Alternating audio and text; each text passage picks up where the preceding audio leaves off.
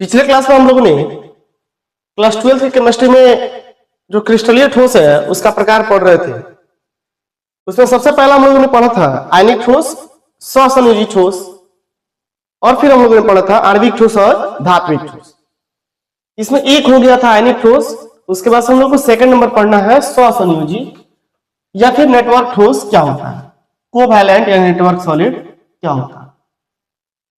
तो यहां डिफिनेशन लिखा गया है कि वैसे ठोस जिसमें सहसंयोजी बंधन पाया जाता है सहसंयोजी या फिर नेटवर्क ठोस कहलाता है। इनके अव्ययी कण परमाणु होता है, इसको याद रखना है। इनके अव्ययी कण क्या होता है, ऑब्जेक्टिव में जो है पूछा जाता है। तो सहसंयोजी यौगिक या नेटवर्क ठोस का अव्ययी कण परमाणु होता है। उदाहरण लिखा गया है हीरा, ग्रेफाइट और सिलिकॉन। हीरा, ग्रेफाइट और सिलिकॉन सहसंयोजी या फिर नेटवर्क ठोस का उदाहरण होता है। यहां सहसंयोजी ठोस का लक्षण लिखा गया है कि त्रिविम 3D संरचना पाए जाने के कारण ये कठोर एवं भंगुर होते हैं। इनका गलनांक उच्च होता है। तीसरा लिखा गया है ये गलन से पहले ही अपघटित होने लगते हैं, मतलब टूटने लगते हैं। गलन से पहले ही जो है टूटने लगता है, अपघटित होने लगता है। ये विद्युत के कुचालक होते हैं क्योंकि इनमें मुक्त इलेक्ट्रॉन नहीं पाया जाता है।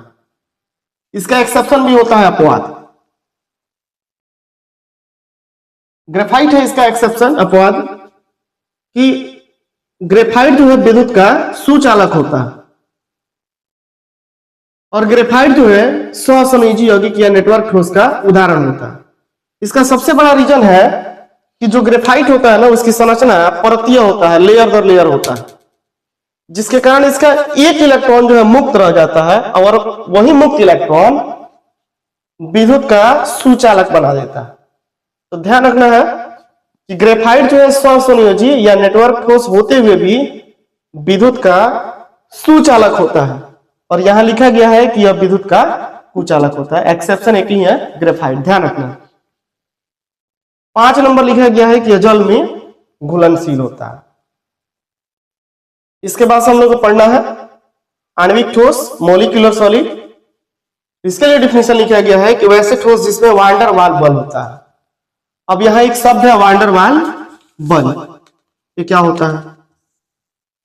वान डेर वाल बल कहने का मतलब है कि कोई भी परमाणु है तो इसका नाभिक में न्यूक्लियस होगा और इसके आसपास जो है कुछ ना कुछ इलेक्ट्रॉन होगा। वैसे हम एक और परमाणु लेते हैं और यहां इलेक्ट्रॉन लेते हैं।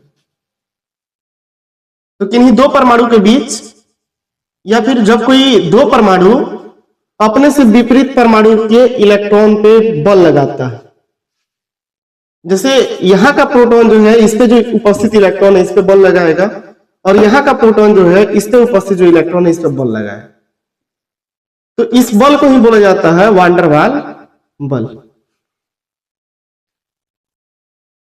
काफी नगण्य बल होता है।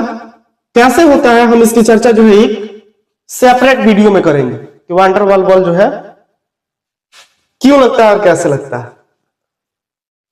फिलहाल आप यहां देखिए कि आणविक ठोस में लिखा गया है कि वैसे ठोस जिसमें वान डेर वाल बल होता है आणविक ठोस कहलाता है और इनमें अव्ययी कण जो है अणु होता है। इस चीज को ध्यान रखना है कि सहसंयोजी ठोस में जो है अव्ययी कण परमाणु होता है जबकि आणविक ठोस में अव्ययी कण अणु होता है। एग्जाम्पल लिखा गया H2O, HCl, HBr, I2, Br2, CO2 इत्यादि। अब देखिए यहां कह रहा है कि आणविक ठोस जो है 3 प्रकार का होता है। ध्रुवीय आणविक ठोस जिसको बोलेंगे पोलर मॉलिक्यूलर सॉलिड। दूसरा लिखा गया है अध्रुवीय आणविक ठोस नॉन मॉलिक्यूलर मोलर सॉलिड। और तीसरा लिखा गया हाइड्रोजन आबंधित आणविक ठोस जिसको बोलेंगे हाइड्रोजन बॉन्डेड मॉलिक्यूलर सॉलिड। अब जो है हम लोग को समझना पड़ेगा कि ध्रुवीय कंपाउंड क्या होता है और अध्रुवीय कंपाउंड क्या होता है। इसका पहले एक वीडियो अपलोड किया गया है जिसमें जो है ध्रुवीय और अध्रुवीय कंपाउंड के बारे में बताया गया है। आप जो है पिछला वीडियो देख सकते हैं। इसके लिए हम लोग नेक्स्ट क्लास में इसको स्टार्ट करेंगे कि ध्रुवीय आणविक ठोस क्या होता है और अध्रुवीय आणविक ठोस क्या होता है। इसको आप लोग स्क्रीनशॉट ले लीजिए, फिर मिलते हैं अगले वीडियो में।